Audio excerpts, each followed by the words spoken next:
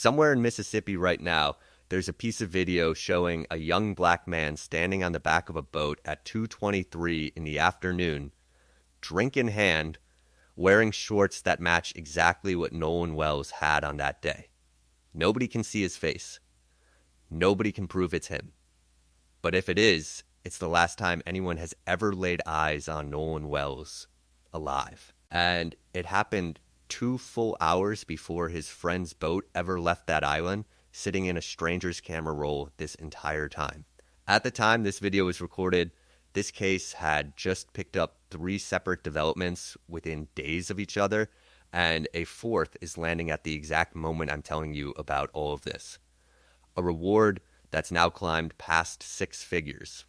A newly surfaced video that could rewrite the very last confirmed sighting of Nolan, and an independent autopsy whose results are being announced at almost the same moment this video goes live, which means we're going to treat what's coming as its own separate update rather than rush it into this one, since it deserves better than a rushed guess tacked on to the end of an already crowded script. If you're new here, here's the short version worth knowing before we get into all 3 of today's developments together.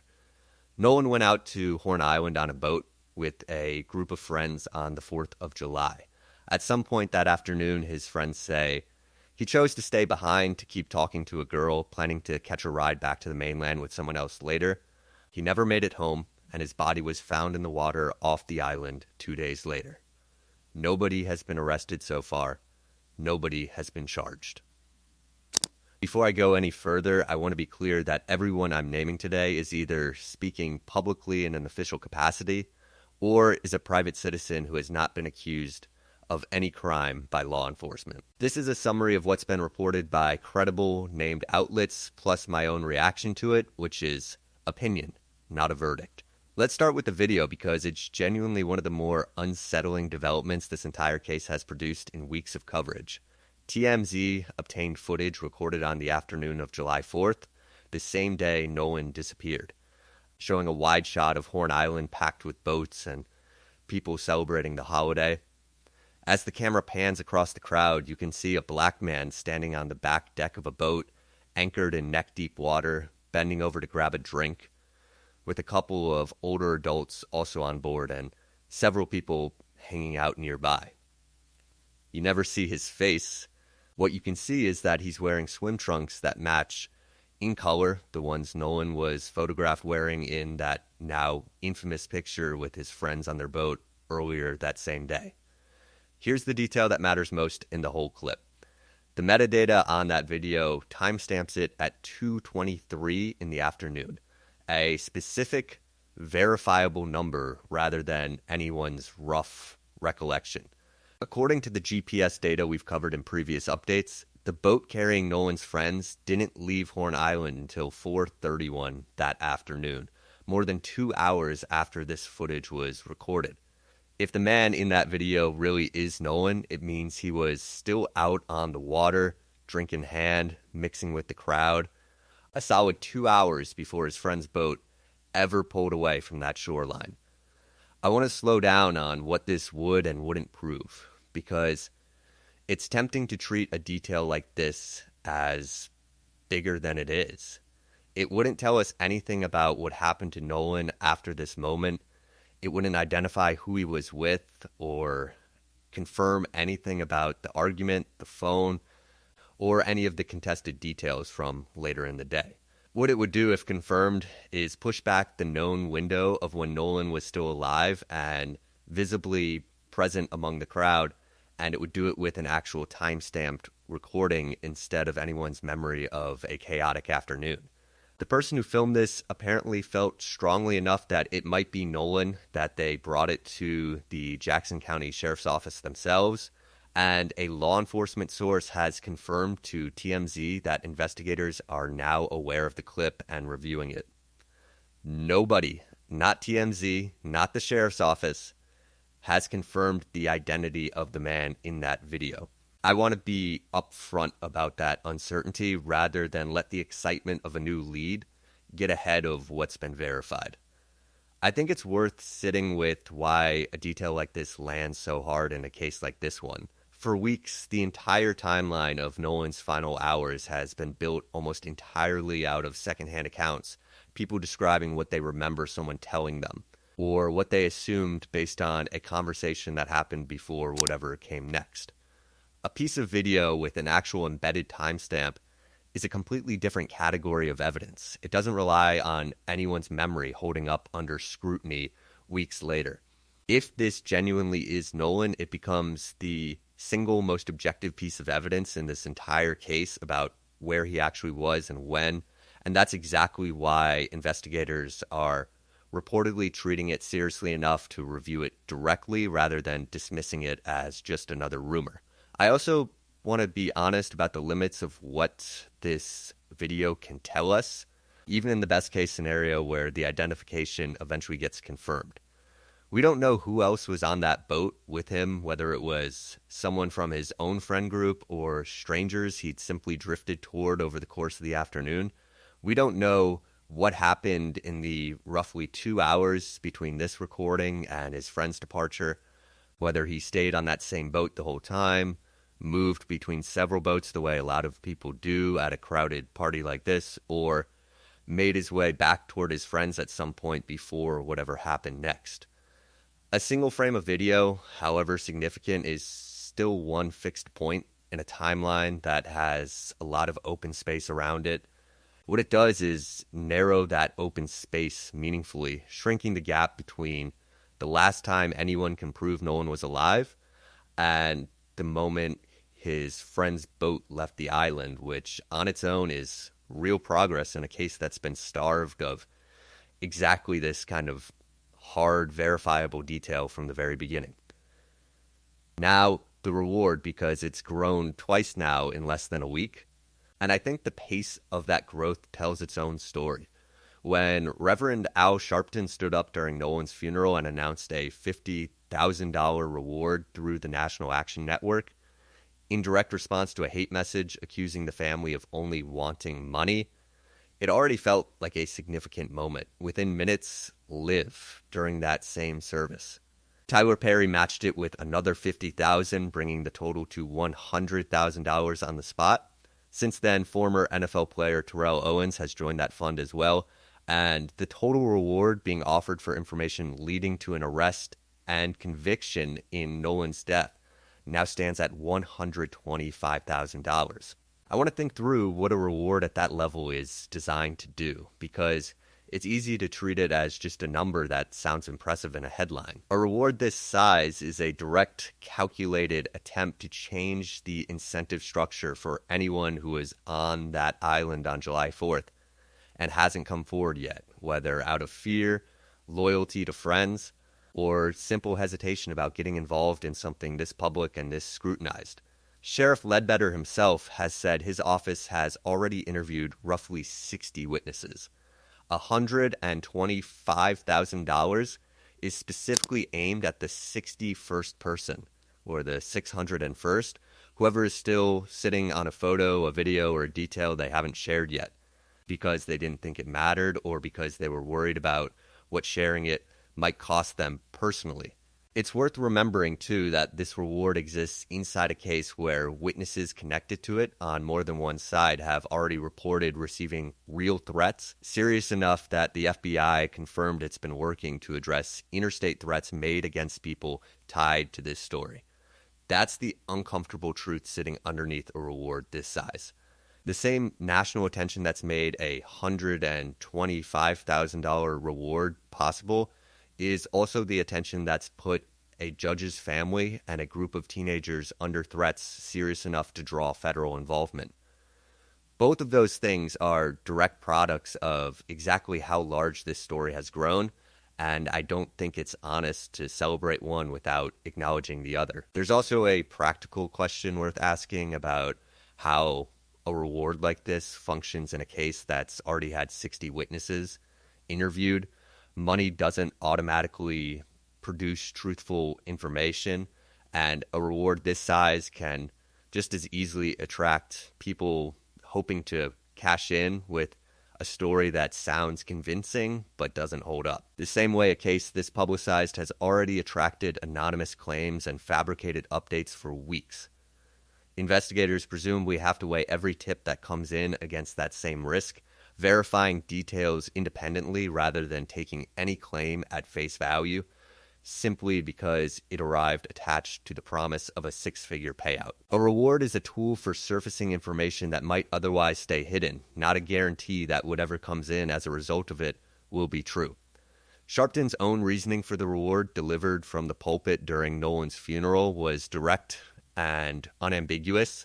He was not on that island by himself, Sharpton said. Somebody saw something, and somebody knows something. He also connected the entire case explicitly to Mississippi's own history, saying the reason so much of the country is watching this particular case is because of exactly that history, and criticizing law enforcement directly for saying there was no foul play before there had even been a real investigation. I want to treat that as what it is, an advocate's interpretation, offered forcefully and publicly on behalf of a grieving family, not a legal finding from any court.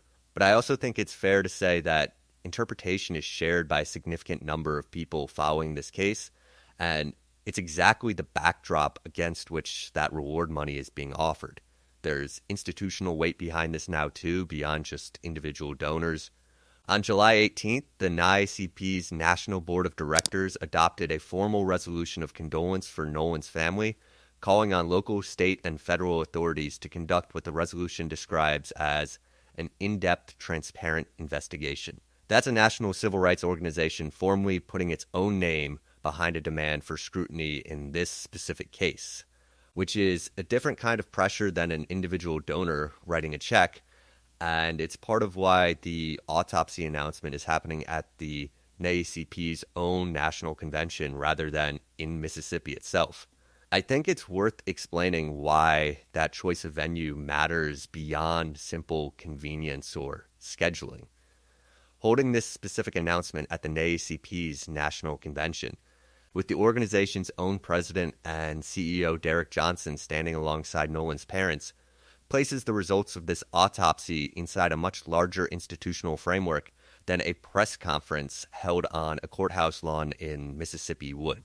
It signals that this case has moved beyond being treated as a purely local story, something one county sheriff's office and one grieving family are working through on their own, into something a national organization considers significant enough to fold into its own annual gathering. Whether that additional weight changes how the underlying investigation proceeds is a separate question entirely, but it does change how much scrutiny gets applied to whatever gets announced there, and how far that announcement travels once it's made.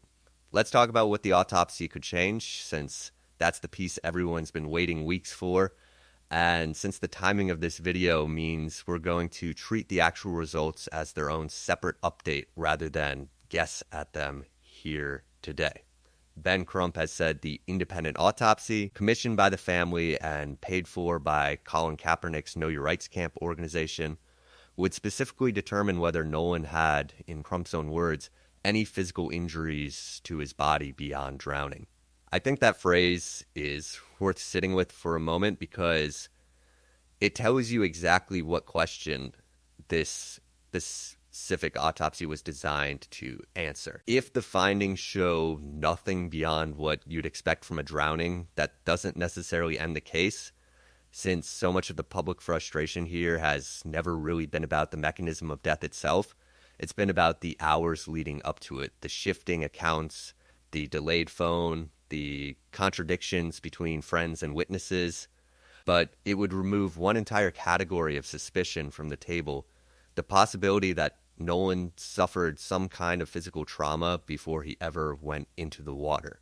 If the findings show something else, evidence of injury inconsistent with an accidental drowning, that would be the single most significant piece of evidence this case has produced since Nolan's body was recovered, and it would very likely reshape almost everything we've covered in this series up to this point.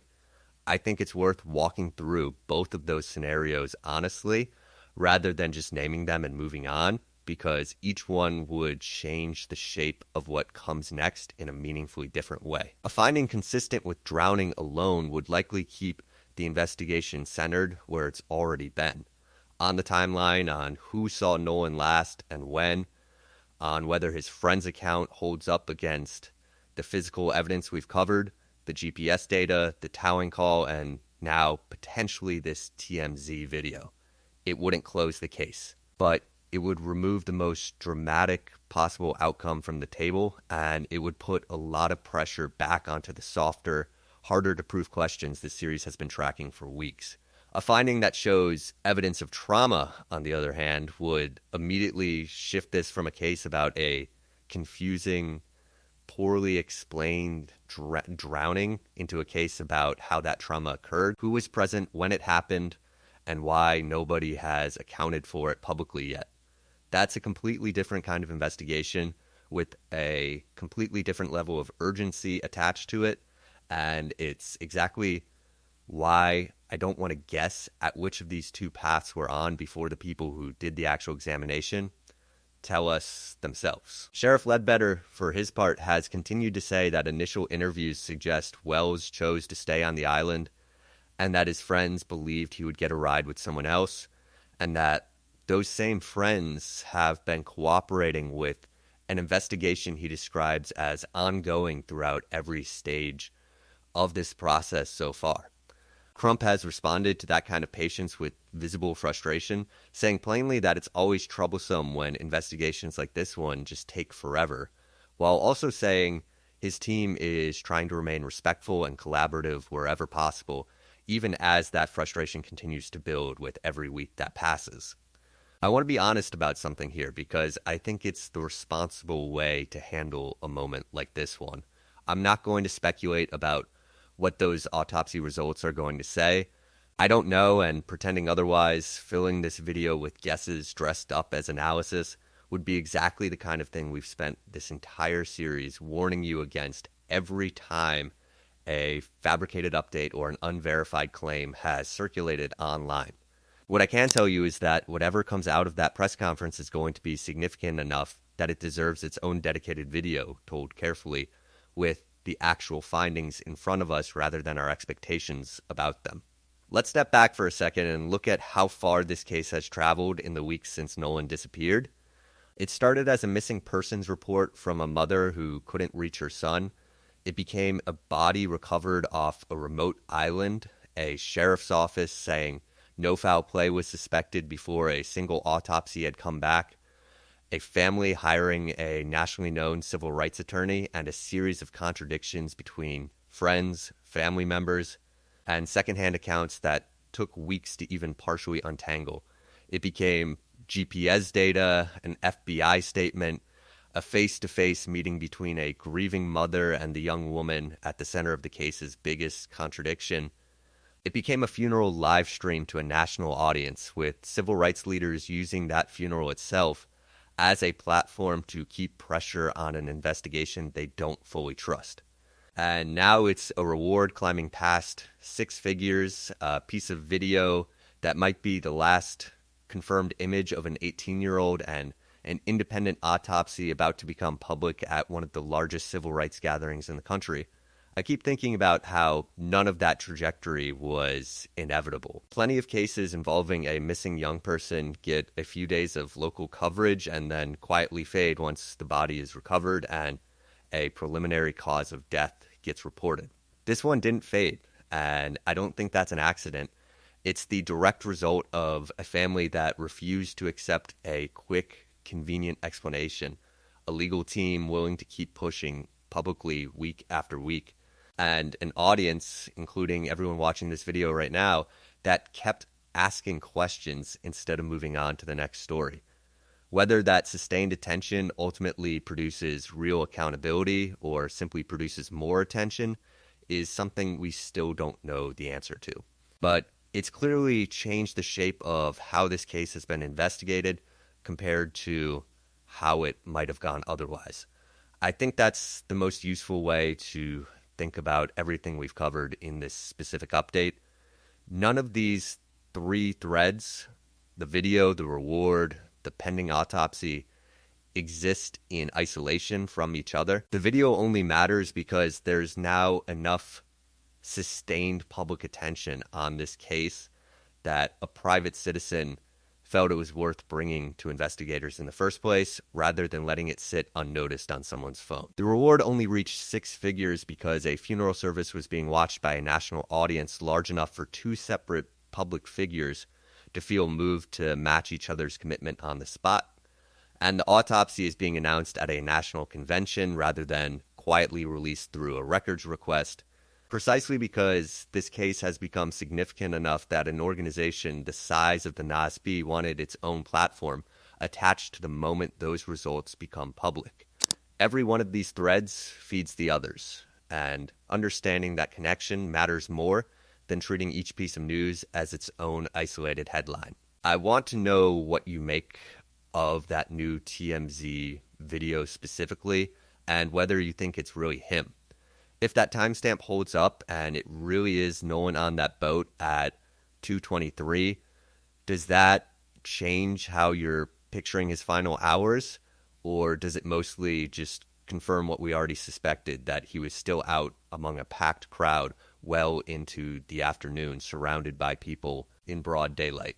Tell me in the comments what you think that 2-hour gap between this video and the boat's actual departure might mean, and whether you think investigators are going to be able to track down anyone else who was on that specific boat with him. We're going to be back very soon with a dedicated breakdown of the autopsy findings themselves. The moment we actually have them confirmed by a named, credible source. Subscribe now if you don't want to miss that one, because I think it's going to be one of the most important updates this entire case has produced yet, and I don't want you finding out from someone else's rushed, unverified take. Monsters don't exist, but people capable of monstrous things do.